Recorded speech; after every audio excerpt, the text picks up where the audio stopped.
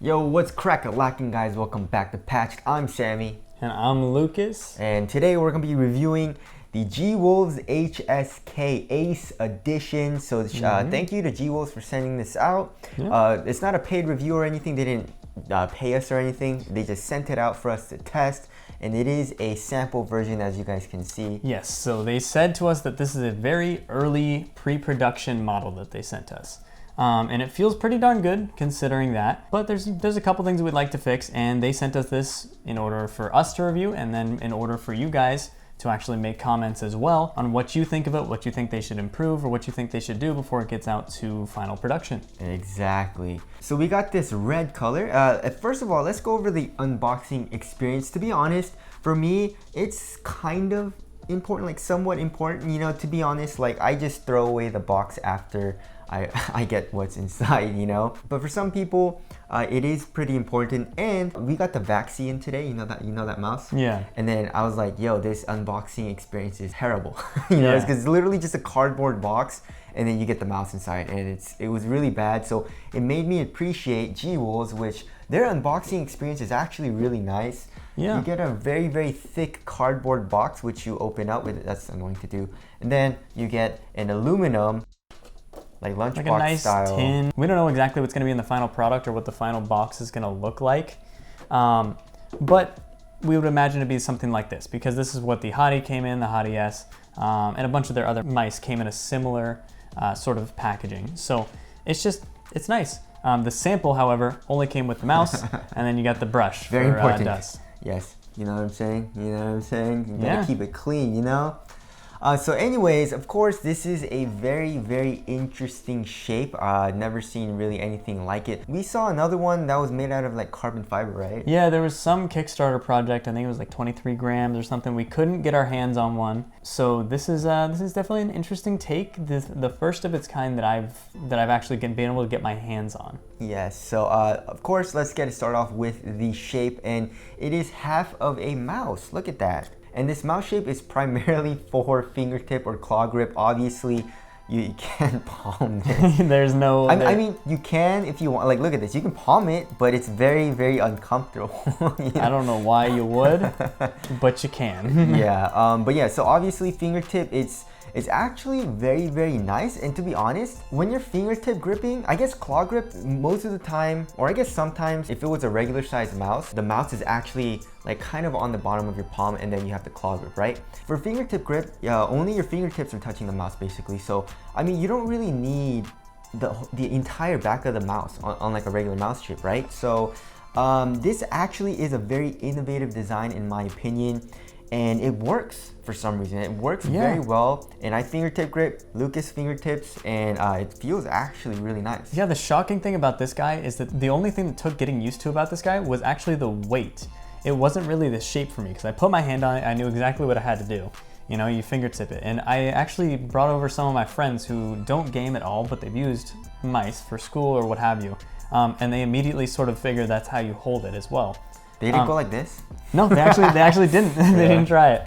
But yeah, it's just sort of, it's a very intuitive design, and it's very simple, straightforward.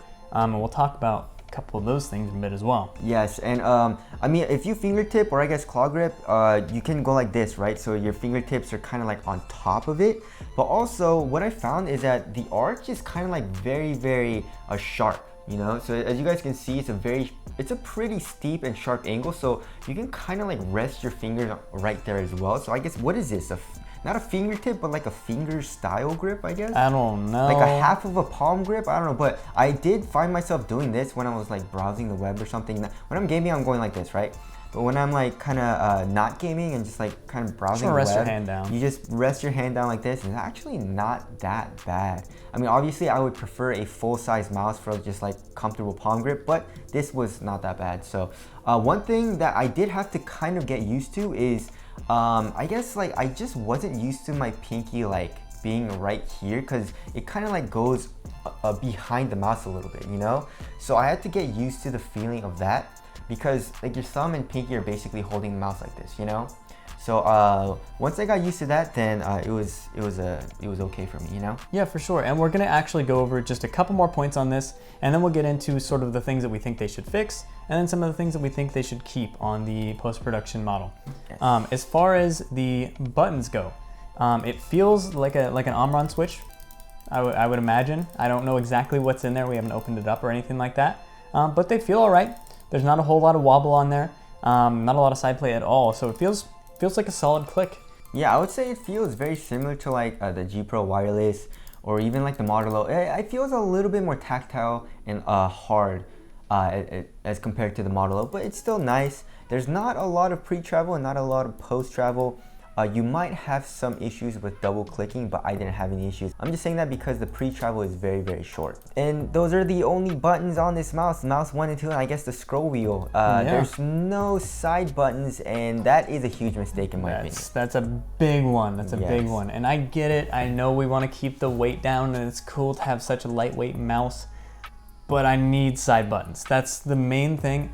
I love this mouse, but I would never use it simply because there are no side buttons. Yeah, like I need at least 2. Why would you want to not have buttons on your mouse? Every single mouse has at least 2 side buttons here on the left side, right?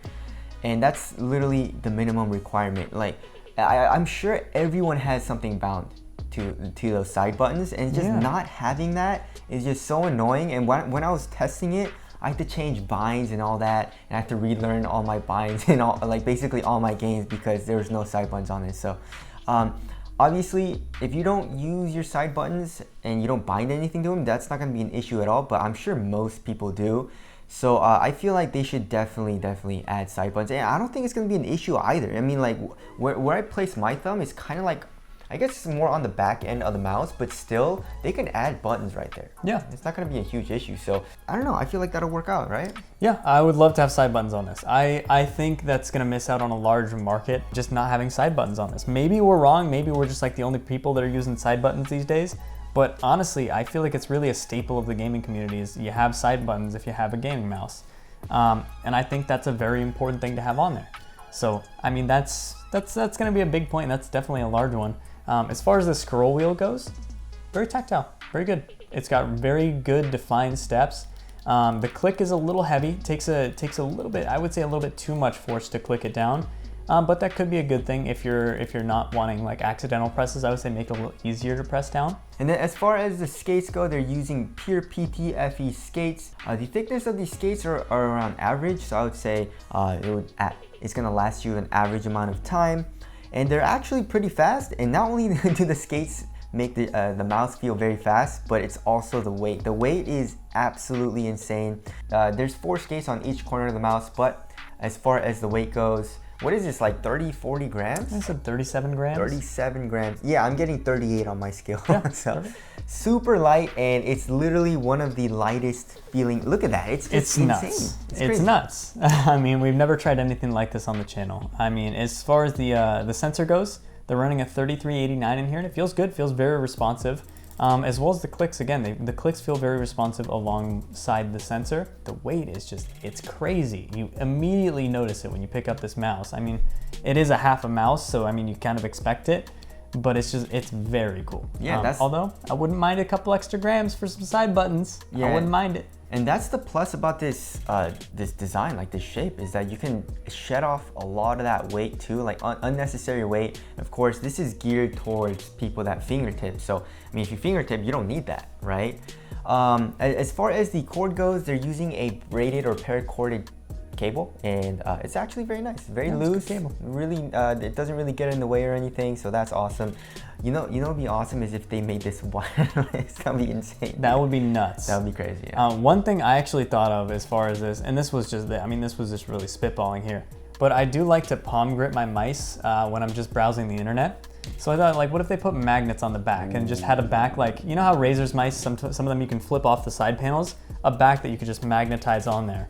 And then just use it for palm grip. Yeah, I mean, that's a great idea. That's actually a really, really good idea, dude. I mean, like, he said that to me before this video. I was like, yo, that's they should actually do that, you know. And it shouldn't be too hard, I don't think, right? You just have like little magnets here. It'll be like Apple's iPhone 12 with the mag. Yeah, you get a little MagSafe. So I mean, add a little back half of the mouse, and it'll be comfortable. And I guess if you want, you can use that for gaming as well. Add a little bit of weight or something. That'd be sick. That'd be sick. Just having the option would be cool. Yeah. But obviously things like that add extra weight. Side buttons add extra weight. Magnets in the back, you know, adds extra weight, of course. So if you're going for a very low weight mouse, it's good as it is. I think if you're okay with adding a couple extra grams, some side buttons wouldn't hurt, and maybe, you know, a back that could be magnetized on, that'd be really cool. And then on the bottom, there's a button that has a little indicator saying that it's the report rate. Now this can change not only your report rate, but your liftoff distance and your DPI as well. And they gave you a little guide on Twitter, which I'll put up in a moment so you guys can see it. But you can actually control a lot with that little guy. Definitely not going to be a on-the-go type of thing, because some of them require you to like hold it and then left click or right click and so on. So I mean, it's not an on-the-go thing, but I don't really care. I've never had to change any of that on the go anyways. So it's just a nice feature to have. I don't know how intuitive that is. To have all those things bound to that one button. I maybe split it up into two potentially. So wrapping things up, I mean, I love it. We love the actual shape. We think it's very innovative, and it's very out there, but I think it works, you know. And like I said, fingertip grip, all that, it works. But please guys, add side buttons. That's literally the only thing for me. I will use this as my daily driver if it has side buttons. You know, I'm not gonna use it right now because I can't, you know what I'm saying? So yeah, I have the exact same thought. If you're going to sell a finished product for this, don't miss out on the market of people who will legitimately need side buttons on a mouse. I've been gaming for too many years and have too many things bound to my side buttons where it's just muscle memory. It's really hard to change it back, and I wouldn't want to buy a mouse going into it knowing that I'm going to have to change how I play the game or change my binds in every single game I play. So that's a huge market. I think that's very, very important to get those added on there. But again, tell us if we're wrong though. Like if you're a person that doesn't use any side buttons for some reason, I think that's kind of crazy. But if you are, and maybe there might be a majority of people that's watching this that do that, tell us what you use down in the comment section below. Yeah. But anyways, that's our review of the sample of the HSK. We are excited for the actual like final product of this mouse when it comes out. Hope you guys enjoyed the video. Thank you guys for watching, and we'll see you guys in the next one. See you in the next one.